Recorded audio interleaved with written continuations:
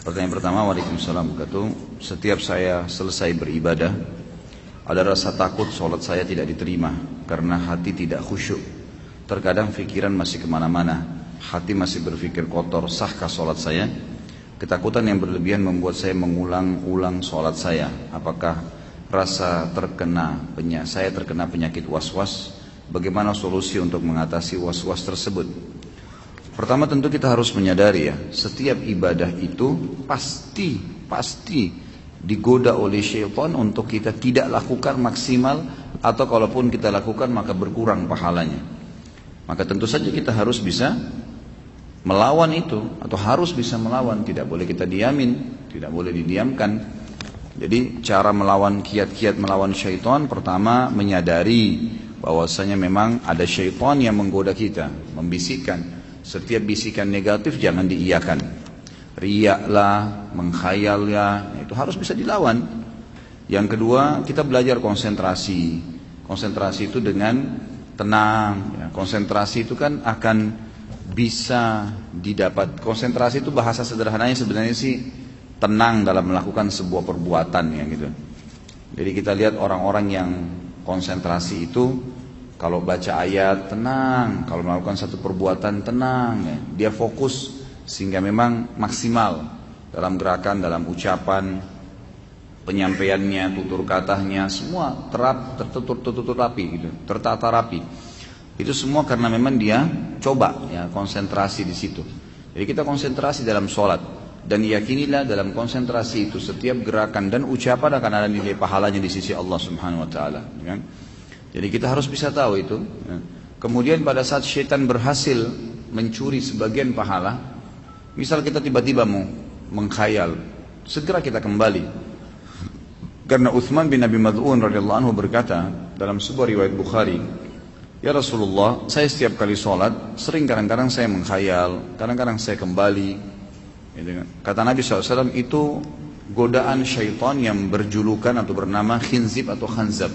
Ada dua riwayat yang menyebutkan tentang barisnya ini, yang bertengkar di sebelah kiri kuping musalli, yang mengingatkan dia semua apapun yang membuat dia tidak konsentrasi. Kalau datang kepadamu, bacalah isti'adzah a'udzubillahi minasyaitonirrajim, dan meludahlah sebelah kiri 3 kali dengan ditiup ya, 3 kali. Maka kata Utsman bin Abi Mad'un radhiyallahu anhu, setelah saya amalkan, maka tidak lagi bisa syaitan menggoda saya. Ulama menambahkan kiatnya adalah juga menjauhkan diri dari kemaksiatan. Jadi kalau sampai saat ini teman-teman masih merasa saya kalau sholat tidak bisa khusyuk, atau saya kalau mau baca Quran masih malas lah berbuat ibadah ya. Selain godaan syaitan, juga ada penyebab faktor adanya dosa yang masih mengganjal. Coba antum muhasabah deh.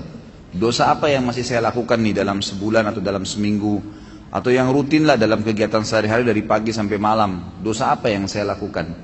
Coba muhasabah, diingat.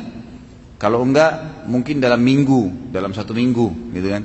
Mungkin dalam harian antum masih bisa ngontrol, tapi dalam 1 minggu apa nih? Nah itu dosa-dosa itu kalau kita bermuhasabah insya Allah dan kita tutup pintunya, maka akan membawa kita pada kekhusyuan ibadah. Jadi sholatnya bisa lebih khusyuk, baca Quran bisa lebih nyaman. Kalau mau ngerjakan ibadah itu jadi ringan, lebih ringan. Mau sholat malam bangunnya ringan. Itu karena memang sudah tidak ada beban dosa. Jadi dosa itu juga menjadi penghambat memang, menjadi penghambat. Itulah yang dikatakan oleh Imam Syafi'i yang pernah saya sampaikan ya. Beliau belajar kepada gurunya Imam Waqi'. Jadi setiap kali Imam Syafi'i rahimahullah dikasih pelajaran oleh gurunya Imam Waqi', hafalan segala selalu lupa. Lalu Imam Syafi'i mengatakan dalam pepatah syair yang masyhur, "Syaqautu ila Waqi' su'a hifdhi." Saya mengeluhkan kepada Imam Waqi' tentang buruknya hafalanku, setiap hafal pasti lupa. Fa arsyadani ila tarkil ma'asi. Maka dia perintahkan saya untuk meninggalkan dosa, maksiat. Imam Syafi'i bingung, dosa apa yang saya lakukan itu. Dia coba bermuhasabah dalam kegiatan sehari-harinya.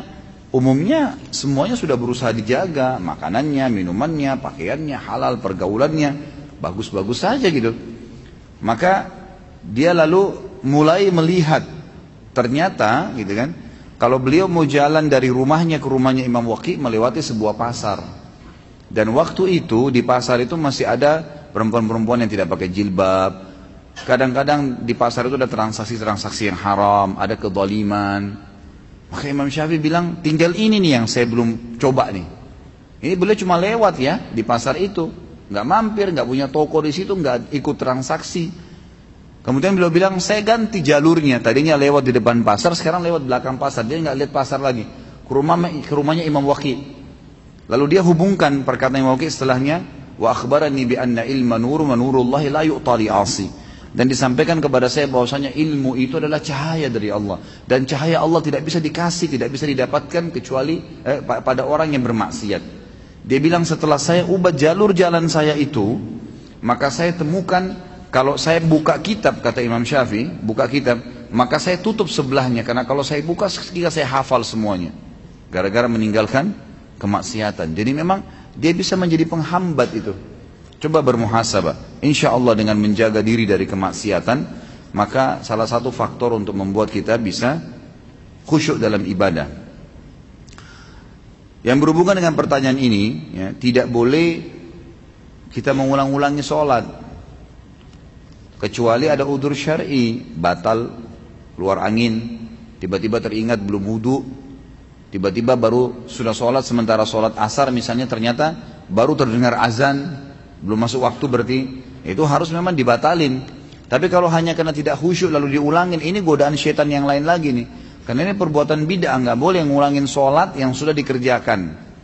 Kan itu. Karena sudah dikerjakan udah nggak boleh lagi. Ya tidak khusyuk, itu konsekuensinya, resiko kita. Makanya kita harus fokus, gitu kan? Fokus. Masa teman-teman sekalian kalau diundang oleh wali kota datang, kita betul-betul mengatur kata-kata kita, bahkan kita khawatir kalau ada satu kata yang terpelintir salah. Masa kita sama Allah Subhanahu Wa Taala tidak bisa menjaga itu? Sudah ini cukup. Ini masya Allah nih. Jangan ditambah terus. Ini sampai jam 5 subuh kita nanti. Cukup akhi ya, cukup, jangan ditambah lagi. Tolong nanti didengar dulu. Siapa tahu pertanyaan antum sudah dijawab. Jadi jangan diulangin ya, nggak boleh ngulangin sholat secara khusus, apalagi ya berhubungan dengan masalah sholat nih, nggak boleh diulangin kecuali ada udzur syar'i.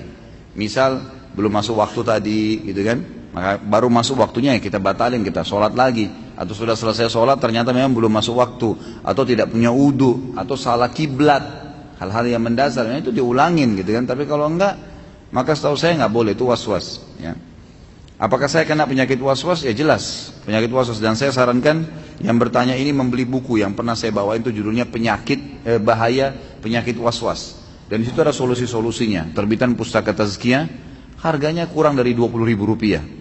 Baca dan insya Allah mudah-mudahan poin-poin di dalam buku itu akan bisa memberikan jawaban kepada Anda.